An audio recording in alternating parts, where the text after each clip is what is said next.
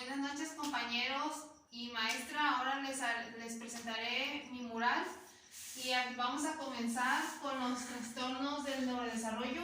Como pueden ver, se clasifica por discapacidad intelectual, trastorno de la comunicación, trastorno del espectro autista, trastorno por déficit de atención e hiperactividad y trastorno específico del aprendizaje y por último los trastornos motores.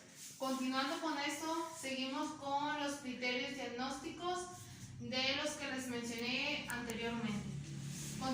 Continuamos con discapacidad intelectual, que es un trastorno que comienza durante el periodo de desarrollo y que incluye limitaciones del funcionamiento intelectual, como también de comportamiento adaptativo en los dominios conceptual, social y práctico.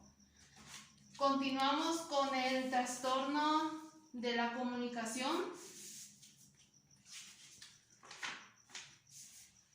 que podemos observar que está el trastorno del lenguaje, el trastorno fonológico y el trastorno de la fluidez al inicio de la infancia, que es el tartamudeo.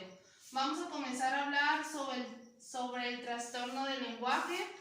Es una dificultad persistente en la adquisición y uso del lenguaje en todas sus modalidades.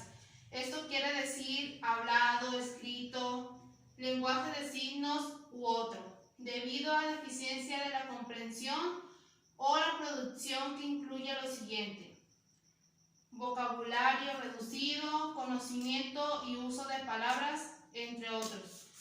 Continuamos con el trastorno fonológico, que es una dificultad persistente en la producción fonológica que interfiere con la inteligibilidad del habla o impide la comunicación verbal de mensajes. Por último, en esta clasificación está el trastorno de la fluidez de inicio de la infancia o tartamudeo, que son alteraciones de la fluidez y la organización temporal normales del habla que son inadecuadas para la edad del individuo y las habilidades del lenguaje. Persisten con el tiempo y se caracterizan por la aparición frecuente y notable de uno o más de los siguientes factores, como puede ser repetición de sonidos y sílabas, prolongación de sonidos de consonante y de vocales, entre otros. Continuamos con el trastorno del espectro autista. Como pueden ver, aquí está, que son deficiencias persistentes en la comunicación social y en la interacción social en diversos contextos, manifestado por los siguientes actualmente o por los antecedentes. Uno de ellos son las deficiencias en la reciprocidad socioemocional. Otra es la deficiencia en las conductas comunicativas no verbales utilizadas en la interacción social, que varían. Bueno, esos son algunos. Continuamos con el trastorno por déficit de atención e hiperactividad,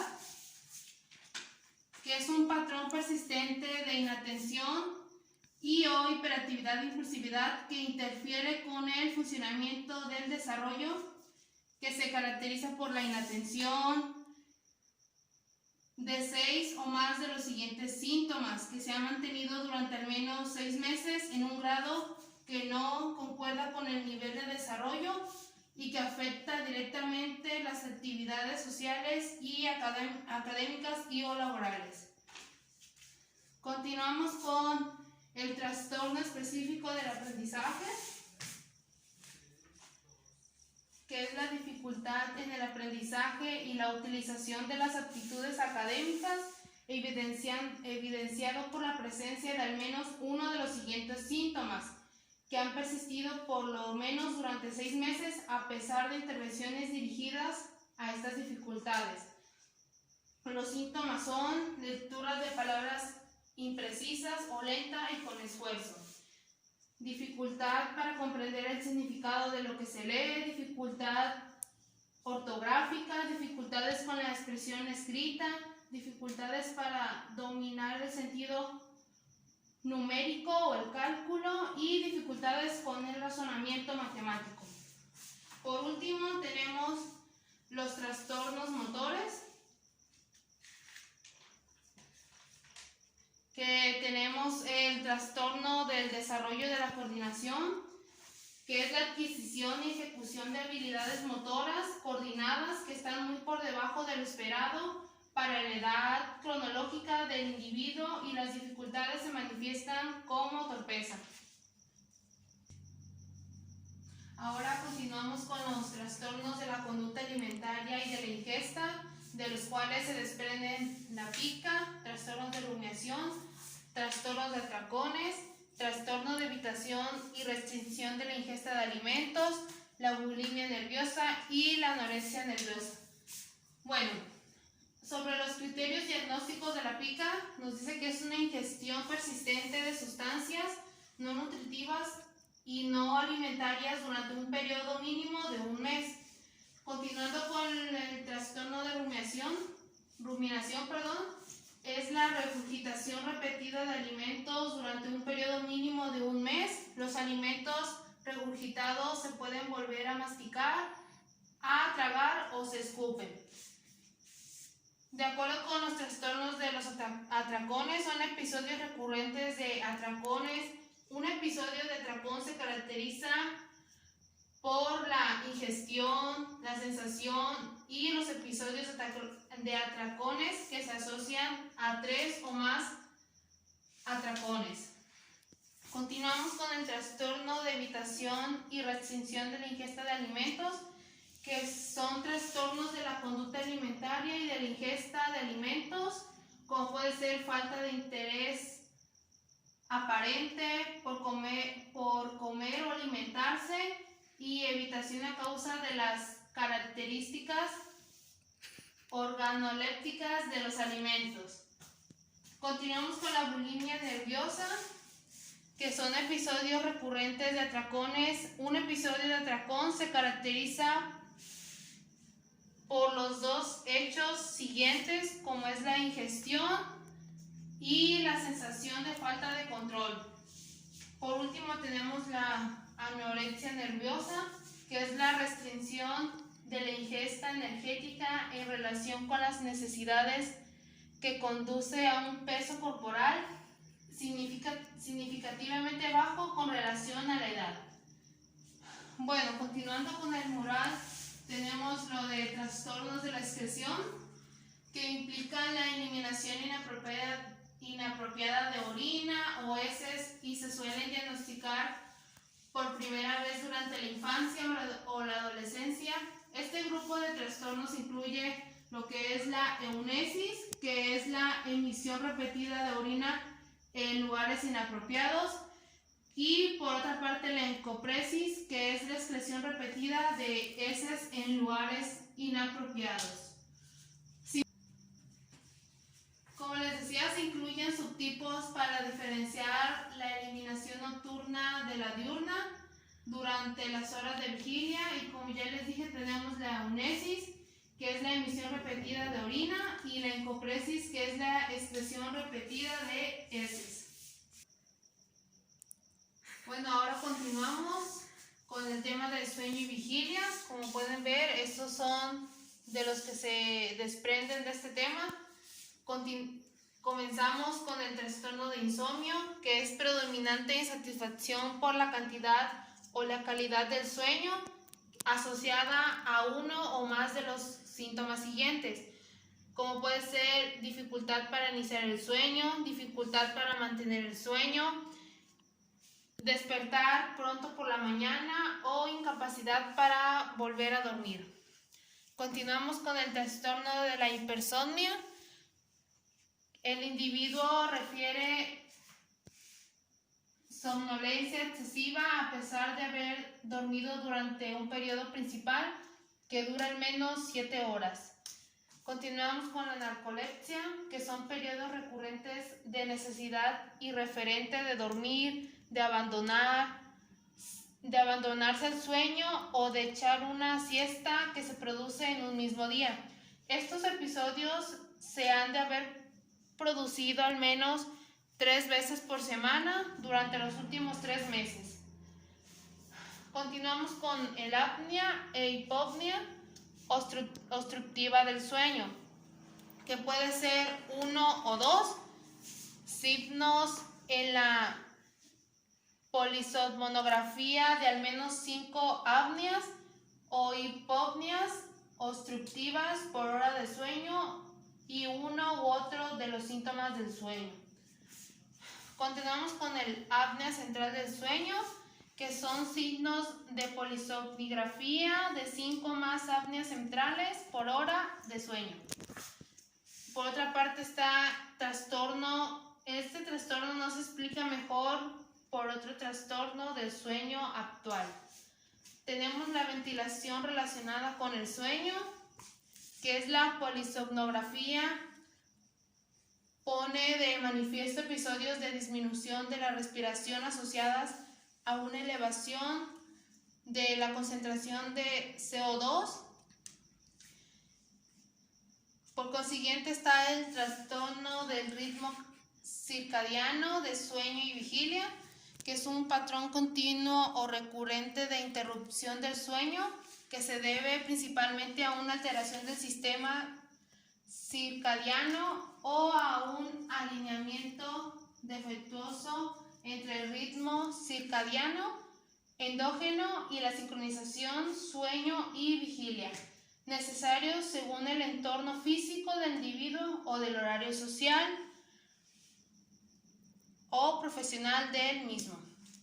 Continuamos con el trastorno de las pesadillas, que se produce de forma repetida, sueños sumamente disfóricos, prolongados y que se recuerdan bien, que por lo general implican esfuerzos para evitar amenazas contra la vida, la seguridad o la integridad física y que acostumbran a suceder durante la segunda mitad del periodo principal del sueño. Ahora tenemos el trastorno del sueño inducido por sustancias y medicamentos, que es la alteración importante y grave del sueño y que existen pruebas a partir de la historia, la exploración física o los análisis del laboratorio. Continuamos con el síndrome de las piernas inquietas, que es la necesidad urgente de mover las piernas, acompañada generalmente o en respuesta a sensaciones incómodas y desagradables en las piernas. Por último, tenemos el trastorno del comportamiento del sueño REM, que son episodios repetidos de despertar durante el sueño asociados a vocalización y o comportamientos motores complejos. Ahora continuamos con la disforia de género, que como podemos ver se divide en dos, como es en niños y la otra que es en adolescentes y adultos. Bueno, hablaremos sobre los niños. De acuerdo a sus criterios diagnósticos, nos dice que es una marcada incongruencia entre el sexo que uno siente o expresa y el que se le asigna con una duración mínima de 6 meses. Ahora continuamos con los adolescentes y los adultos, que según sus criterios diagnósticos es una marcada incongruencia entre el sexo que uno siente o expresa y el que se le asigna de una duración mínima de 6 meses. Ahora continuamos con los disruptivos del control de los impulsos y la conducta. Primero tenemos el trastorno negativista desafiante, que es un patrón de enfado, irritabilidad, discusiones, actitud desafiante o vengativa que dura por lo menos 6 meses, que se manifiesta por lo menos con 4 síntomas de cualquiera de las categorías siguientes y que se exhibe durante la interacción por lo menos con un individuo que no sea un hermano. Bueno, tenemos lo que es el enfado, irritabilidad, que quiere decir que a menudo pierde la calma, a menudo está susceptible o se molesta con facilidad, a menudo está enfadado y resentido. Bueno, esto solo es de manera general. Continuamos con el trastorno explosivo intermitente, que son arrebatos recurrentes en el comportamiento que reflejan una alta falta de control de los impulsos de agresividad. Continuamos con el trastorno de la conducta, que es un patrón repetitivo y persistente de comportamiento en el que no se respetan los derechos básicos de otros. las normas o reglas sociales propias de la edad, lo que se manifiesta por la presencia en los 12 últimos meses de por lo menos 3, la presencia en los 12 meses de los 15 criterios siguientes en cualquiera de las categorías siguientes, existiendo por lo menos uno en los últimos 6 meses.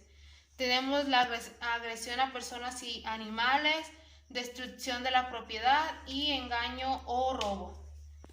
Seguimos con la piromanía, que es la provocación de incendios de forma deliberada e intencionada en más de una ocasión. Es tensión o excitación afectiva antes de hacerlo.